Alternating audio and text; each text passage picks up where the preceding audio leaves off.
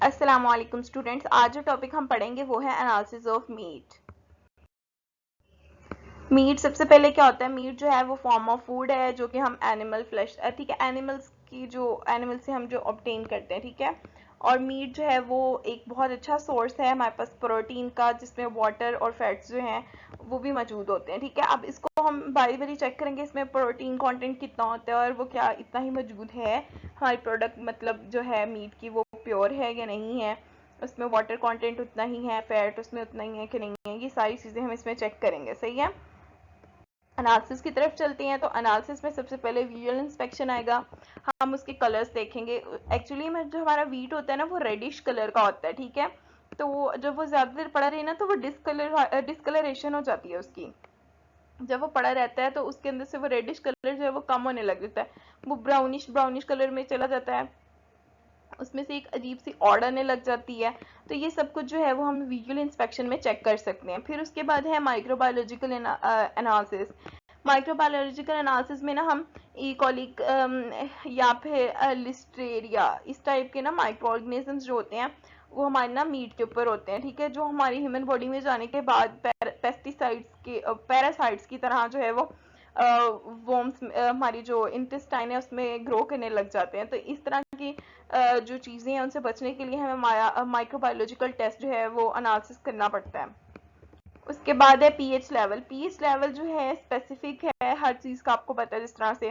तो normal range के अंदर हमारा पीएच लेवल आएगा तो इसका मतलब है हमारा मीट जो है वो बिल्कुल फ्रेश है, नहीं तो फिर हम बता सकते हैं कि इसका फ्रेशनेस लेवल जो है वो कितना कम है, सिर्फ पीएच मेजर करके ही।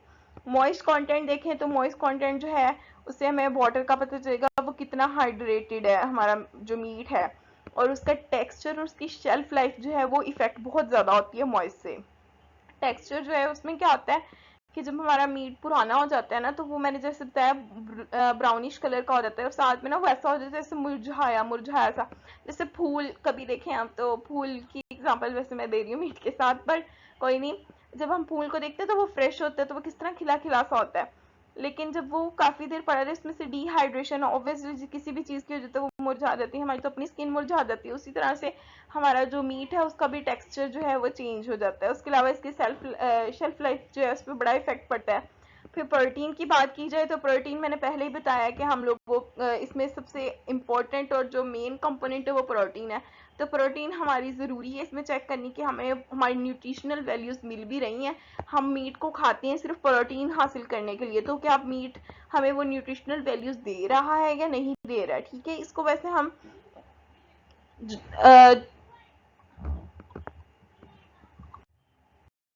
Okay, move toward the next. हमारे पास है फैट कंटेंट। फैट कंटेंट जो है मीट के वो चेक करते हैं, वो हमारी फ्लेवर को अफेक्ट करते हैं, ठीक है। हमारे पास फ्लेवर, कभी आप लोगों ने सुना हो मामा लोग जब हमारी जो है वो कुकिंग कर रही होती है तो वो कहती हैं कि जो चर्बी एक्चुअली में फैट होती है ना, तो जो चर्बी वाला गोश्त होता है उसका फ्लेवर और ही अच्छा होता है, ठीक है, क्योंकि वो जो हमारे पास वो जो चर्बी फैट होती है ना वो ऑयल में कन्वर्ट हो जाती है, घी में, जब हम उसे कुक करते हैं तो उनका फ्लेवर और होता है, तो ये फ्लेवर पे इफेक्ट करती है हमारे fat content.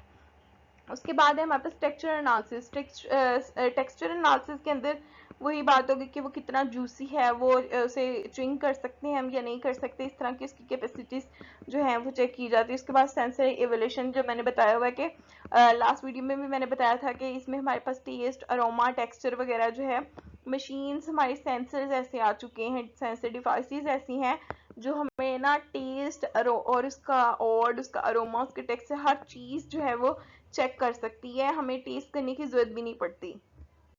Next, nutritional values. जब हम मीट को बाहर से बाय करते हैं ना, हमारे तो यहाँ पे हलाल मीट मिलता है, जो बाहर के मुल्कों में मीट मिलता है ना हलाल, वो ना हमें पैकिंग में मिलता है, ठीक है।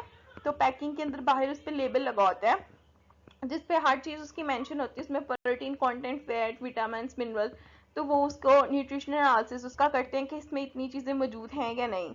उसके बाद है कंटेमिनेंट टेस्ट। कंटेमिनेशन टेस्ट देखते हैं उसका, pesticide, heavy metal, antibodies, drugs, ये सब कुछ है उसमें मौजूद तो नहीं है, कहीं वो इम्प्योर तो नहीं है। फिर एलर्जनिंग टेस्ट जो है, हमारे पास ना जो मीट होता है उसमें एलर्जी तो नहीं है किसी चीज़ की, हम जिस एनिमल का मीट खा रहे हैं। पिछले दफ़ा आपको याद हो शायद, जब इस बार नहीं से पिछली बार जब हम बड़ी ईद थी तो बड़ा इशू बना हुआ था कि जो हमारे पास काउज हैं उसकी एलर्जी हुई थी। तो पिछली बार कुर्बानी काफ़ी जो है नहीं की काऊ की, हमारे वो बकरों वगैरह की कुर्बानियाँ ज़्यादा चली थी इधर पाकिस्तान के अंदर। तो वो इसी वजह से हुई थी क्योंकि हमारे जो काऊ का था यहाँ पे उसे एलर्जी हुई थी। तो ये वाले टेस्ट जो है उसी टाइप के हैं, एलर्जी टेस्ट।